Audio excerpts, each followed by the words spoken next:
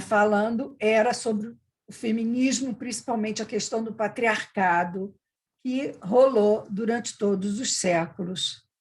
A vida inteira nós tivemos o patriarcado predominando e, esporadicamente, uma mulher aqui ou outra se sobressaía, mas, de modo geral, as mulheres absolutamente submetidas, mudas, quietas, né?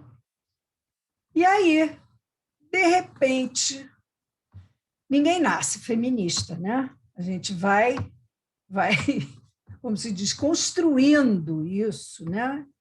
E essas políticas feministas, a gente vai criando essas posições políticas de uma pessoa, são criadas não só por uma escolha, mas principalmente pela ação.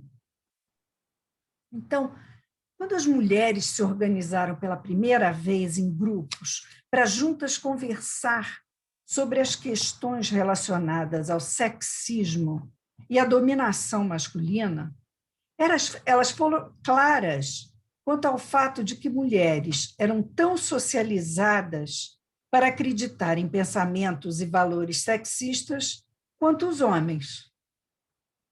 A diferença estava apenas no fato de que os homens se beneficiaram mais do sexismo do que as mulheres, e, como consequência, era menos provável que eles quisessem abrir mão dos privilégios do patriarcado. Não iam querer, né? Antes que as mulheres pudessem mudar o patriarcado, era necessário mudar a elas mesmas. Vou me incluir aí, né, como mulher. Então, mudar a nós mesmas.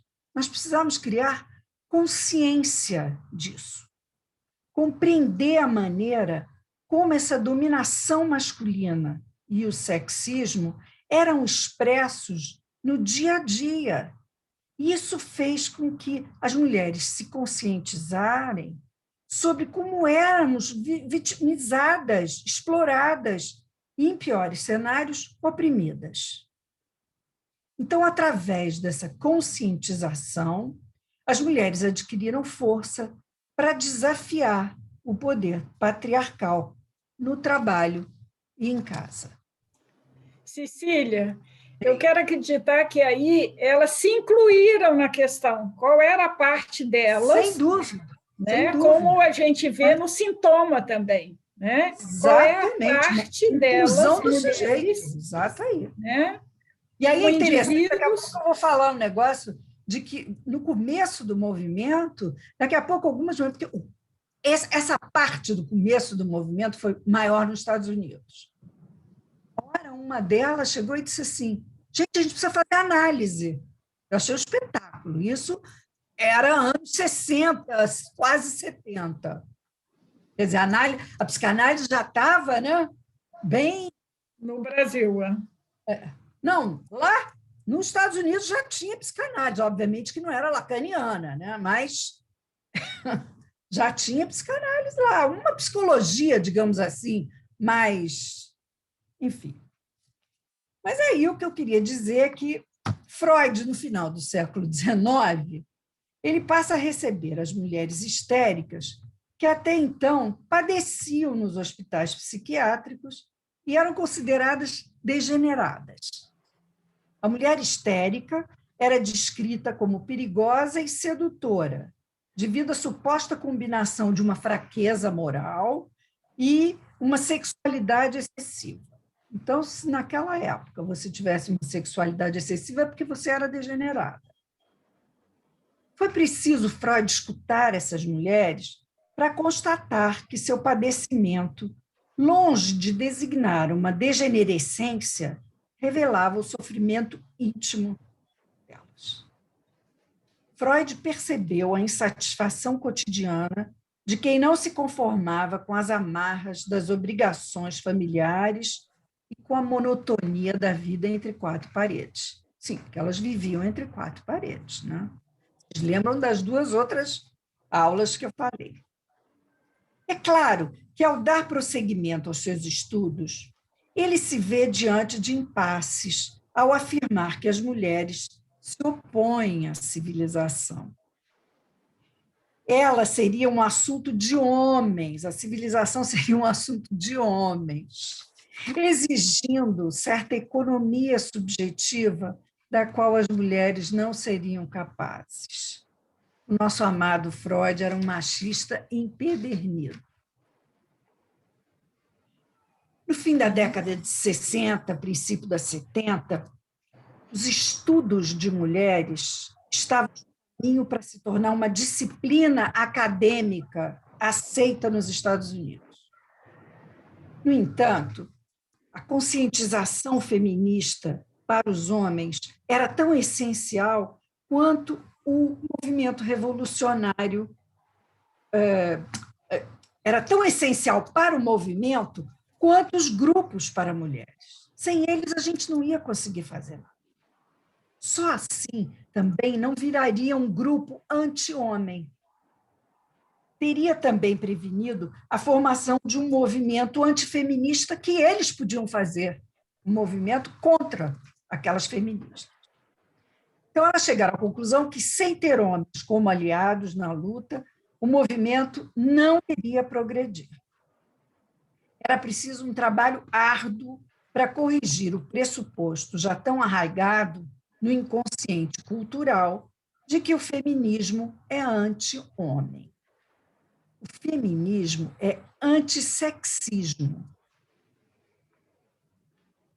Um homem despojado de privilégios masculinos que aderiu às políticas feministas é um companheiro valioso de luta e, de maneira alguma, é ameaça ao feminismo. A intervenção mais poderosa feita por grupos de conscientização foi a exigência de que todas as mulheres confrontassem o sexismo internalizado, né, o seu, sua fidelidade e pensamentos e ações patriarcais, com seu comprometimento à conversão feminista. E uma das indicações nas conversas era: vamos fazer análise. É necessário transformar o inimigo interno antes que possamos confrontar o inimigo externo. E aí tinha uma moça, Bell Hooks, que estudava em Stanford nos anos 70, e ela dizia que, na maior parte das aulas, os homens é que comandavam. As mulheres conversavam pouco, tomavam quase nenhuma iniciativa. Faltava confiança nelas. Ouviu algumas vezes de professores homens que não éramos tão inteligentes quanto os homens, que não poderíamos ser grandes pensadoras como eles. Diz ela, eu ficava chocada, porque eu vinha de um ambiente só de mulheres em que nossa dignidade e nosso valor intelectual era constantemente afirmado pelo padrão de excelência acadêmica que a maioria feminina de professoras estabeleceu para nós e para elas mesmas. Aos poucos, Stanford balançou. O movimento feminista tomou corpo, mulheres, estudantes, professoras começaram a exigir o fim da discriminação de gênero dentro e fora da sala de aula. Lá, Bell Hooks escreveu seu primeiro livro, Eu Não Sou uma Mulher, Mulheres Negras e o Feminismo. As transformações feministas foram entrando nos ambientes domésticos e profissionais. A primeira coisa foi incentivar as mulheres a parar de ver o nosso corpo como propriedade do homem, assim como a elas mesmas. Elas eram propriedade dos homens, né? Dos maridos, dos pais. Passar a exigir ter controle sobre a nossa sexualidade, poder usar os métodos contraceptivos eficientes e direitos reprodutivos, dar fim aos estupros e abusos sexuais. Para que as mulheres mudassem a discriminação no ambiente de trabalho, era preciso fazer pressão como grupo para mudar as políticas públicas. Desafiar e mudar o pensamento sexista das mulheres era o primeiro passo para criar uma sororidade poderosa. Era preciso que muitas, de preferência todas, estivessem unidas e envolvidas. Infelizmente, quando o oportunismo dentro do feminismo se intensificou, quando as conquistas feministas se tornaram lugar comum e passaram a ser vistas como pressupostos garantidos, várias mulheres não quiseram se dedicar ao trabalho de criar e sustentar solidariedade. Produzir um corpus de literatura feminista, junto com a demanda de recuperação da história das mulheres, foi uma das mais poderosas e bem-sucedidas intervenções do feminismo contemporâneo. Em todas as esferas da escrita literária e da bibliografia acadêmica, trabalhos produzidos por mulheres haviam recebido pouca ou nenhuma atenção em consequência da discriminação de gênero. Quando o movimento feminista expôs preconceitos na composição e currículos, muitos desses trabalhos, esquecidos e ignorados, foram redescobertos. A elaboração de programas de estudos de mulheres em faculdades e universidades proporcionou a legitimação institucional do foco acadêmico em trabalhos feitos por mulheres. Seguindo o surgimento dos estudos negros, o programa de estudo de mulheres se tornou local de aprendizado de gênero sobre mulheres a partir de uma perspectiva não tendenciosa. Uma tentativa de mostrar esses trabalhos feitos pelas mulheres, tão bons ou muito melhores que os feitos por homens, né?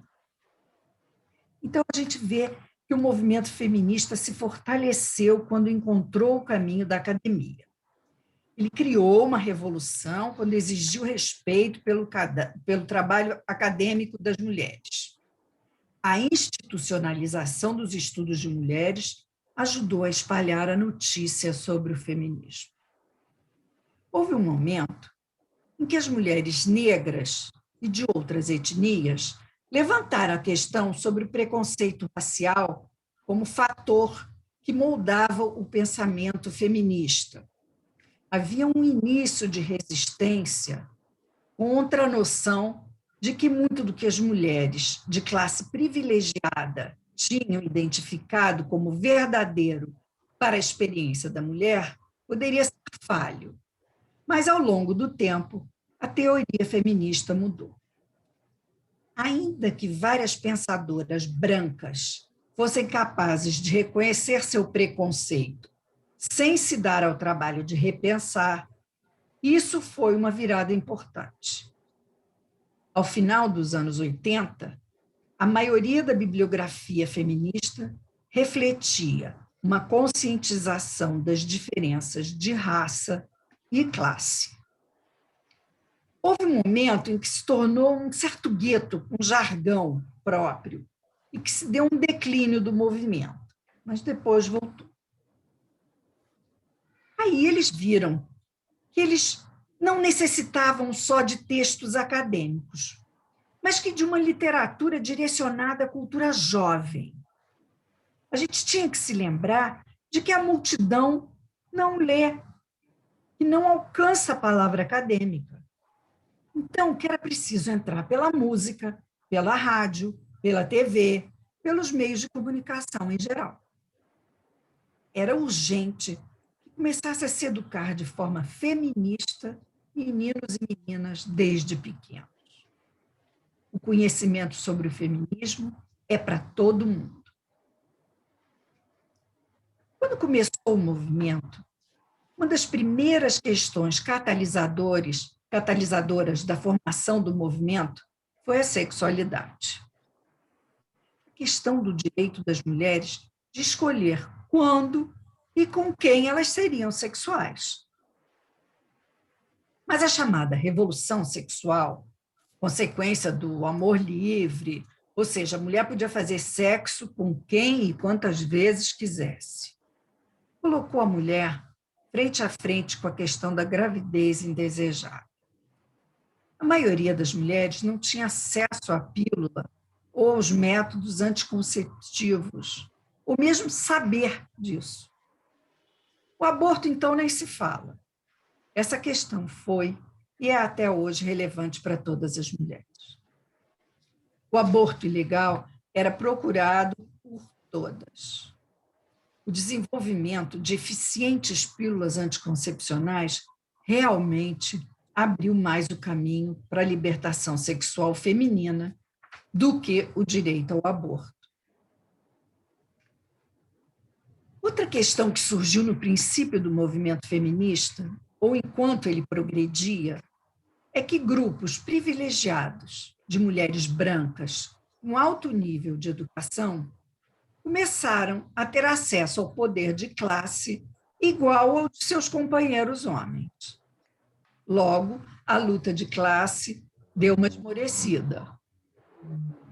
Desde o começo do movimento, mulheres de classes privilegiadas conseguiram tornar suas preocupações as questões do foco. Elas é que atraíam a mídia de massa. O que acontecia? A mulher não queria ficar em casa cuidando de filho. Só que a maioria do trabalho feminino que existia, da massa trabalhadora, era aquela que trabalhava na rua e em casa, em trabalhos considerados inferiores. Foi aí a grita das mulheres que queriam trabalhar em trabalhos dignos do seu conhecimento, do seu know-how. Queriam mudar o mercado de trabalho. Elas queriam também que as trabalhadoras fossem mais bem remuneradas e encarassem menos discriminação de gênero e assédio no trabalho. Ou seja, as mulheres brancas com privilégio de classe rapidamente se declararam proprietárias do movimento, colocando as mulheres brancas da classe trabalhadora, as brancas pobres e todas as não brancas na posição de seguidoras. E além de se declararem libertas, ou seja, na posição de poder libertar as irmãs que tinham menos sorte, instaram as irmãs do terceiro mundo para tal. Não é de se estranhar que o feminismo de poder dos anos 90 oferecesse às ricas mulheres brancas heterossexuais como exemplos de sucesso feminista. No entanto, o mundo começou a enxergar como algo da supremacia branca imperialista.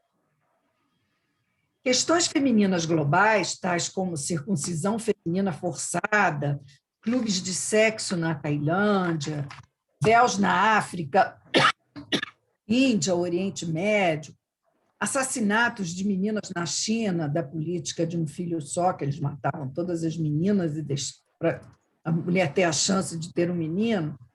Enfim, todas essas questões ainda são debatidas de maneira que possam ser abordadas sem resgatar o imperialismo ocidental. Deixa eu beber um golinho lá.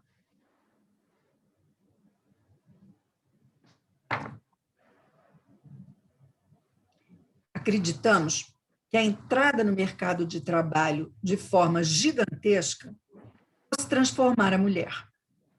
No entanto, trabalhar por salários baixos não libertava mulheres pobres da classe trabalhadora da dominação masculina.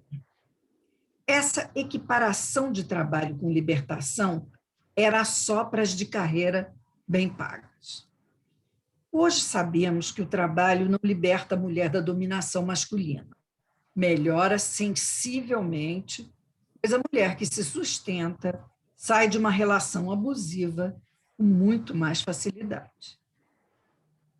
Muitas mulheres ficaram furiosas porque, incentivadas pelo pensamento feminista, acharam que encontrariam a libertação com o trabalho e, de repente, se viram com longas jornadas de trabalho e mais longas jornadas de trabalho em casa, com filhos, marido, casa.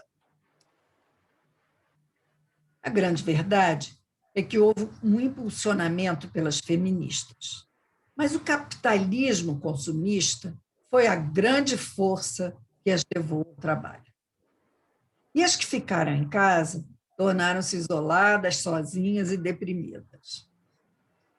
Nenhuma intervenção mudou mais a cara do feminismo do que a exigência de que pensadoras feministas reconhecessem a realidade de raça e racismo. A realidade é diferente do de mulheres negras ou não brancas. A branquitude é uma categoria privilegiada. Elas se consideravam mais informadas, mais educadas, mais preparadas para liderar o movimento.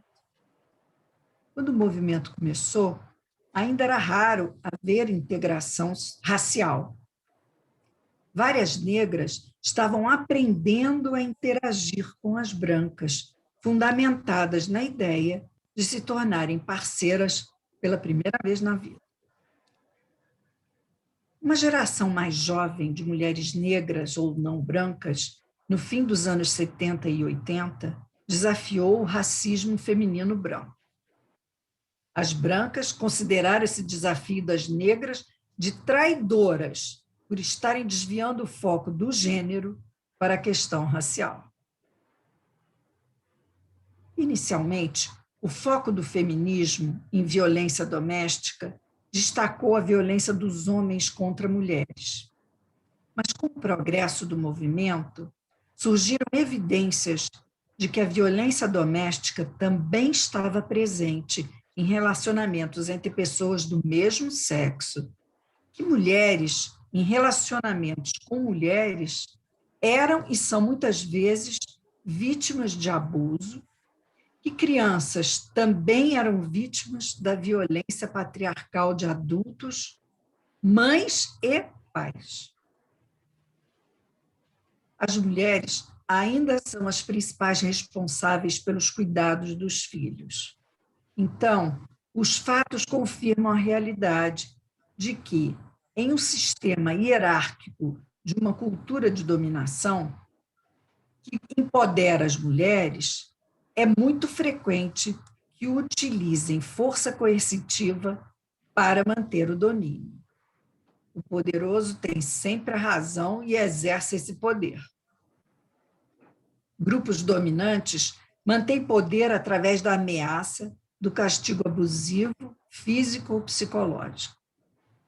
Até hoje, no mundo, apesar da atenção contínua na mídia, o público desafia as causas ocultas dessa violência a desafiar o patriarcado.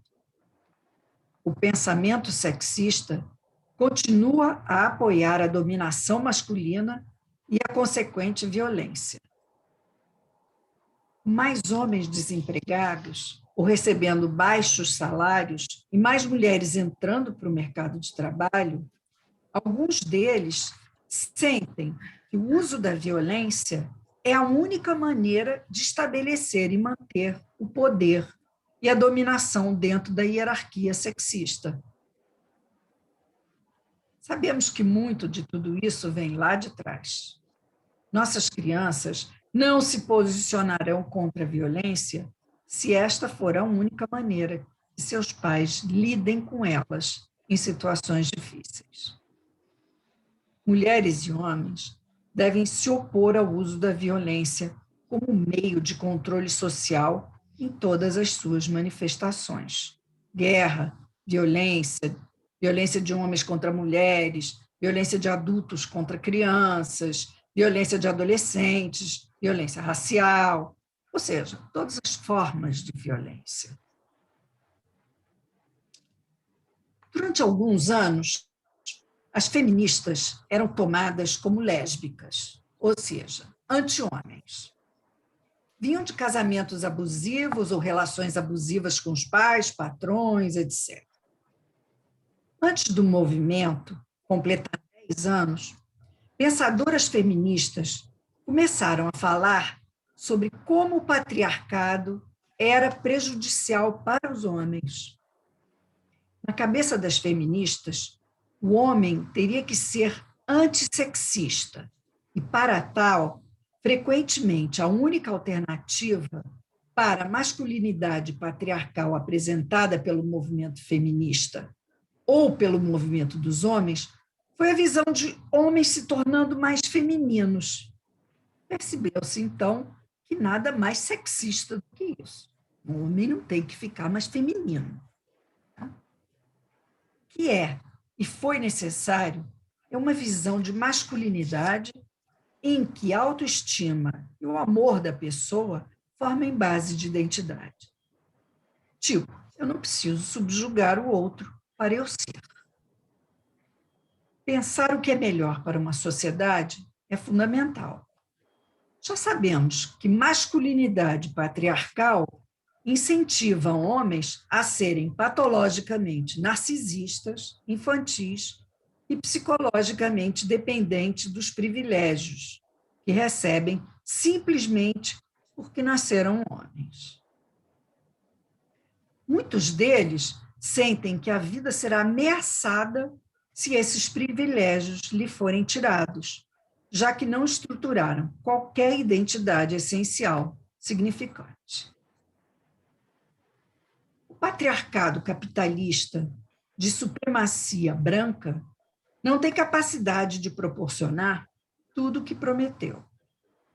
Vários homens estão angustiados porque não se engajaram nas críticas libertadoras que poderiam possibilitar a eles encarar o fato de que essas promessas estavam fundamentadas em injustiça e dominação. Quanto à questão da liberdade sexual das mulheres, elas avançaram muito. Mulheres hétero estavam cansadas da coerção sexual masculina e da falta de preocupação com o prazer feminino. A ausência de preliminares no sexo era uma questão super discutida quando a pauta feminista abordou a heterossexualidade pela primeira vez. O valor da mulher deixou de ser determinado pelo fato dela ter ou não gerado e educado crianças. Foi possível para um casal investir em um casamento de pares, ou seja, um relacionamento entre iguais. Apesar da revolução sexual e dos movimentos feministas, sabemos que muitas mulheres heterossexuais fazem sexo somente porque homens querem que elas façam. Que jovens homossexuais, homens e mulheres, ainda não têm um ambiente de apoio público ou privado de afirmação da orientação sexual, que a iconografia sexista de uma Madonna ou de uma puta continua a afirmar a imaginação erótica de homens e mulheres. Que a pornografia patriarcal agora permeia todos os aspectos da mídia de massa, que a gravidez indesejada está aumentando, que os adolescentes estão frequentemente fazendo sexo sem vontade e sem proteção, que em muitos casamentos e uniões de longa data, seja do mesmo sexo ou heterossexual, mulheres não estão fazendo sexo. Todos esses fatos chamam a atenção para a necessidade de renovar o diálogo feminista sobre a sexualidade. A verdade é que homens e mulheres não conseguirão conhecer o prazer hétero ou homossexual sustentável a menos que ambas as partes abram mão de seu pensamento sexista. As mulheres de acharem que um homem garanhão é aquele cujo pênis fica ereto por mais tempo, ou os homens que as mulheres estão ali para satisfazê-los até não mais poder. O corpo sexual não pode estar a serviço do outro ou de alguma coisa. Ele é singular e do sujeito que o porta. Bom, da próxima vez nós vamos falar sobre o movimento feminista no Brasil, que tem as suas características e tem coisas bem interessantes, vocês vão ver. Já estou dando papo. Next time. Agora, Cecília, gostei muito, muito da sua apresentação, né? Muito ótimo. Muito Agora, ótimo. o que é muito ótimo, e a minha avó que falava assim, ótimo de bom, muito ótimo, ótimo de bom.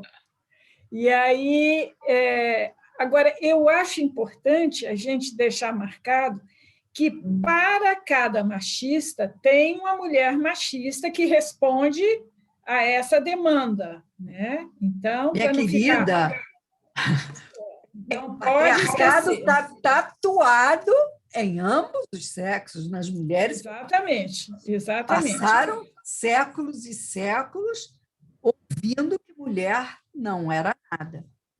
Era Sim. dependente, fazia parte, era objeto do homem, era serviçal do homem, entendeu? Uhum. Você vê, nosso Freud amado, ele achava que a mulher não era capaz de participar do diálogo para a civilização, para a cultura. Sim. E quando chegou nos Estados Unidos, que ele foi muito, ele, Freud, né, muito festejado, e Trouxe aí a ele peste, não sabem que eu estou trazendo a toda a peste. peste. Exatamente, era da sexualidade que se tratava. Né? Falar sobre assim. Ele rompeu barreiras absolutamente fantásticas, né? Sim, sim.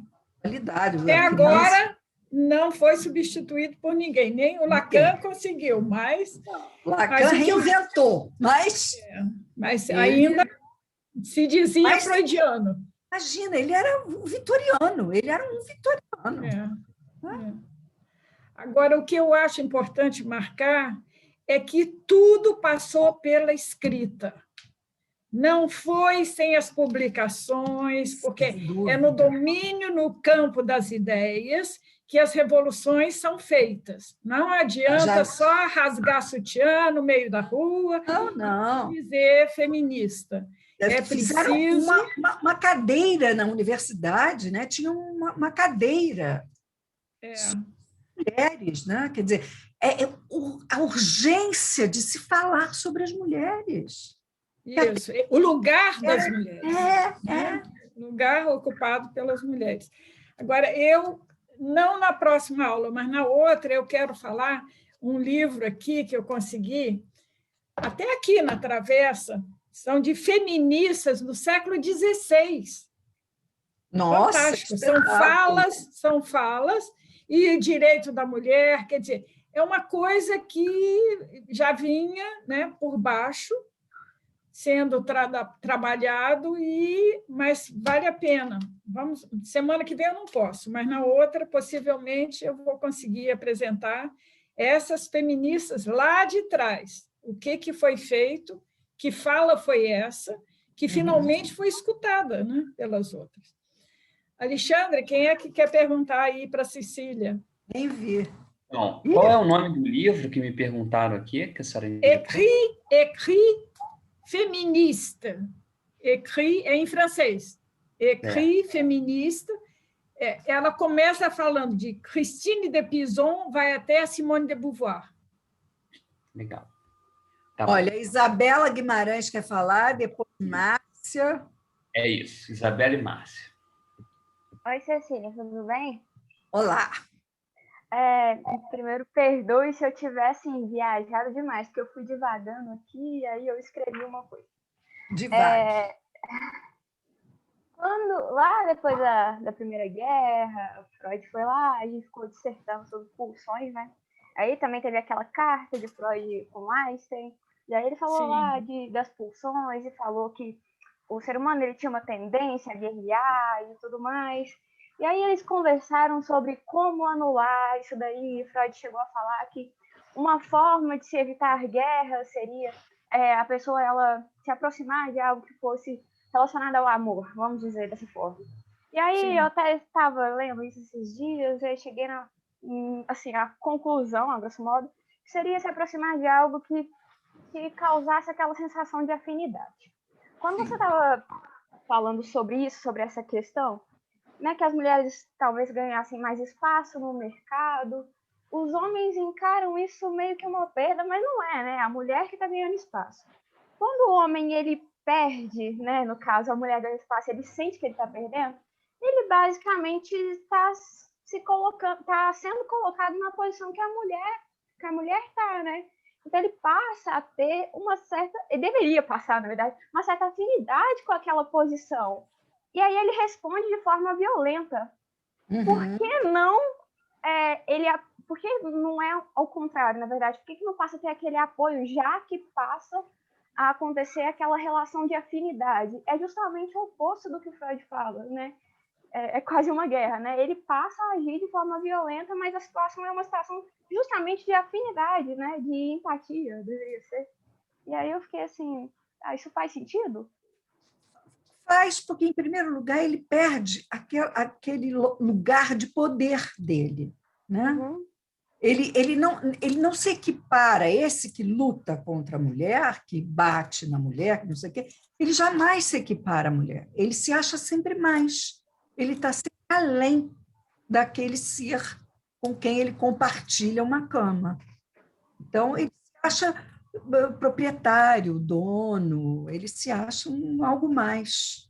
Uhum. E não quer ceder aquele poder, né? Uhum.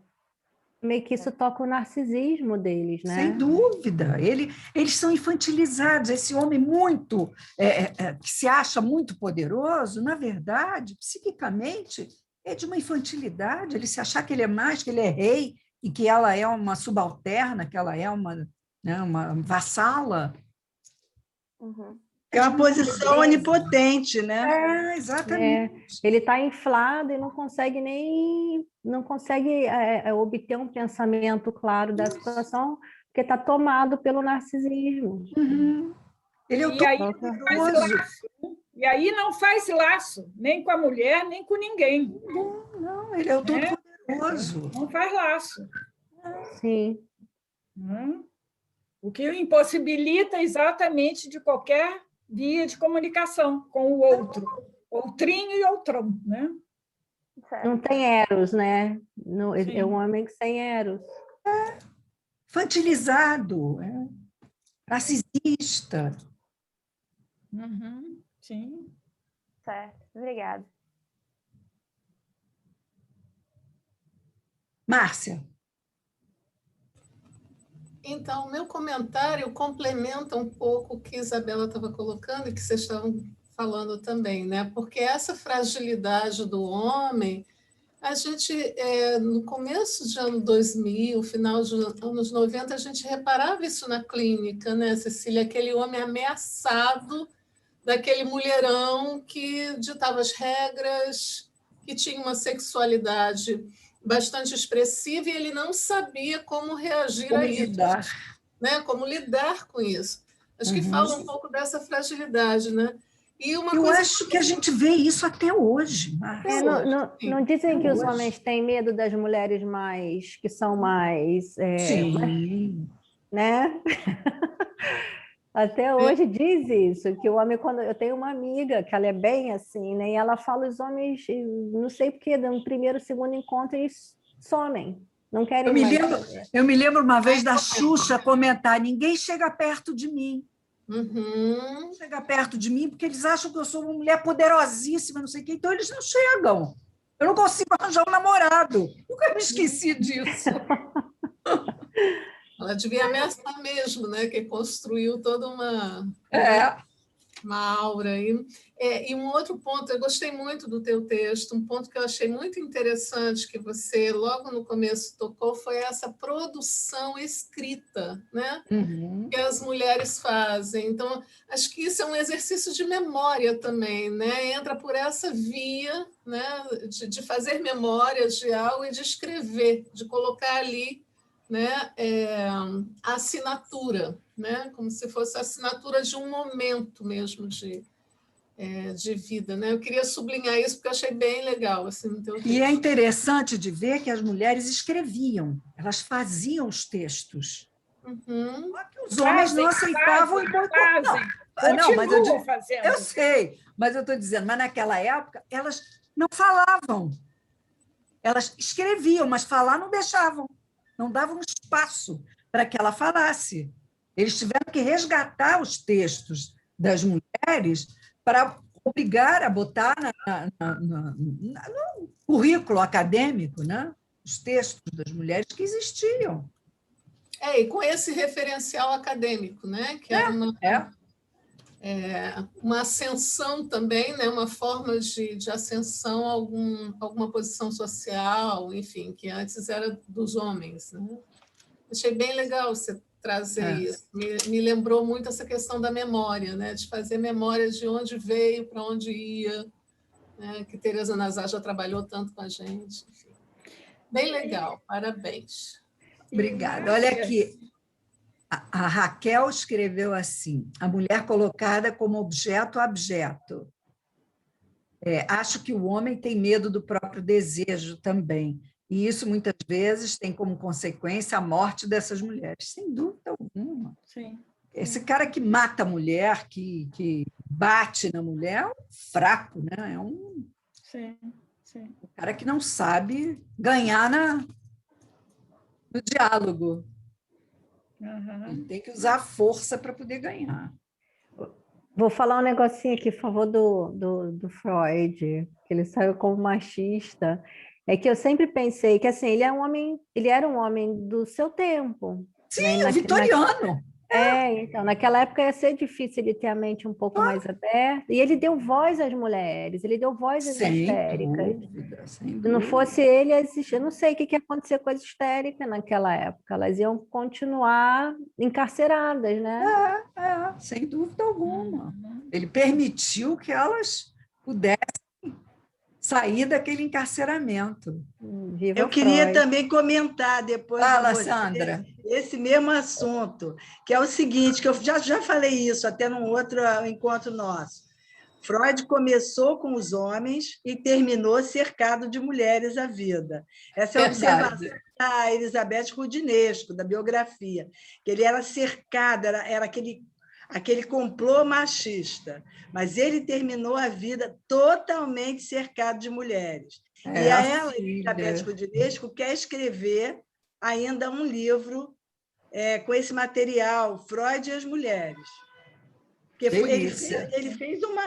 Ele avançou também nisso. Sem dúvida, sem dúvida. Agora, o panorama que você traz a cada encontro é interessante, porque vai fazendo um panorama realmente, para a gente depois contextualizar e debater. Mas vem fazendo com elementos históricos que eu, por exemplo, tinha muitas lacunas. Então, vem fazendo um preenchimento. Você vai ver no Brasil como é interessante, como tem coisas que a gente não tinha... sem dúvida, certamente. Que aconteceram. Certamente, Muito interessante. E a gente fica com contexto até para uma reflexão, né? Porque o que a gente opina também sem contexto Valeu, viu, Cecília? Obrigada. Obrigada a vocês. Acho que estamos bem. Então, até para a semana. Vamos ver, se Emília não pode... Igor, fale. Boa noite, tudo bem? Bem. Uma fala da Emília me foi bem...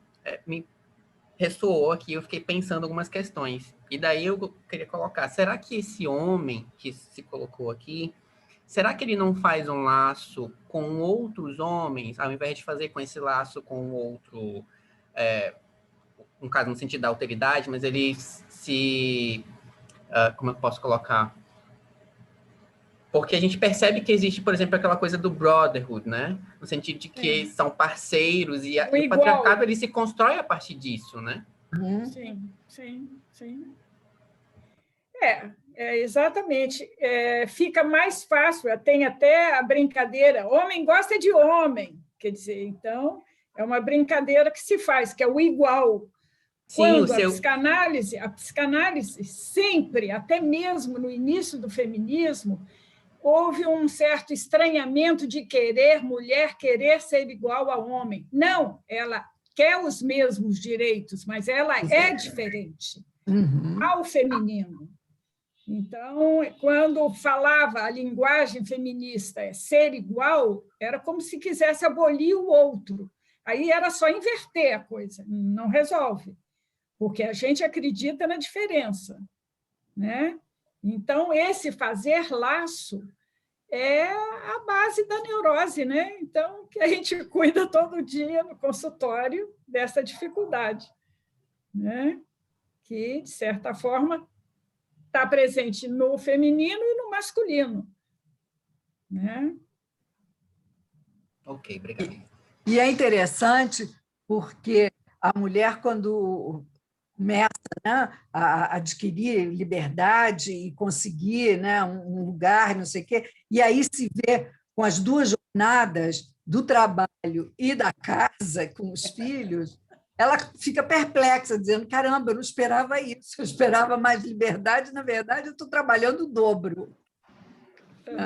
Eu tive a sorte de conviver muito tempo com a Raquel de Queiroz. E ela dizia: minha filha, a única liberdade possível é econômica, porque a gente vai sempre depender de alguém. Então, fica calma, fica calma. Então, ela dizia que a única liberdade possível é econômica. E é o que as mulheres, através desse trabalho fora de casa, né, ela foi se constituindo mais livre para poder falar, para ser escutada pelo outro. Livre, mas cansada, porque essa dupla jornada, ela ganhou a liberdade de trabalhar mais. Sim, mas ela também vivia cansada de não fazer nada. Ela vivia deitada. Ô, Sandra, a minha mãe uma vez deu para o meu pai uma camiseta escrito assim na frente: atrás de todo homem de sucesso tem uma mulher. E aí, atrás da camiseta, exausta. Olha, eu conheci essa camiseta. É isso mesmo. E quantas meu pai vezes usava numa boa lá em Petrópolis. E quantas vezes realmente a mulher dava escada para o homem se projetar? Quantas vezes? Acho até que fazia parte de um certo papel social. Emília está levantando o dedinho dela, ela foi uma.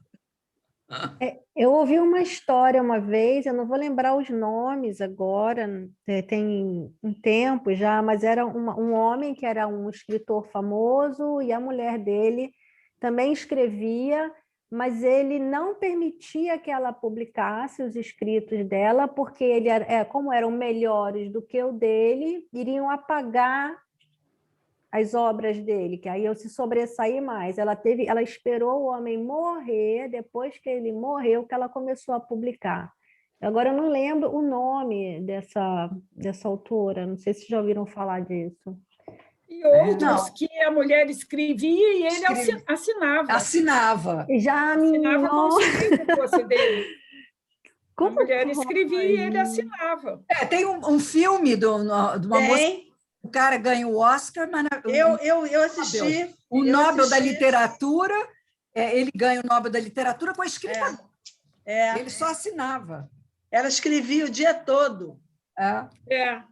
Escondida, para que ninguém soubesse. Para que ninguém soubesse. E ela era a autora. Sim. É muito cachorro, né? Muito cachorro, é ótimo, adorei. É um filme, se eu não me engano, que é o Glenn Close. Procura, que eu acho que era ela, não era? Olha, eu não sei se era ela, mas eu também assisti. É impressionante. A gente olhando o panorama é impressionante. Ok. Bom, gente, até para a semana, então. Parabéns, Cecília. Um beijo grande. Muito Parabéns. bom. Obrigada, gente. Maravilhoso. Beijo. Beijo.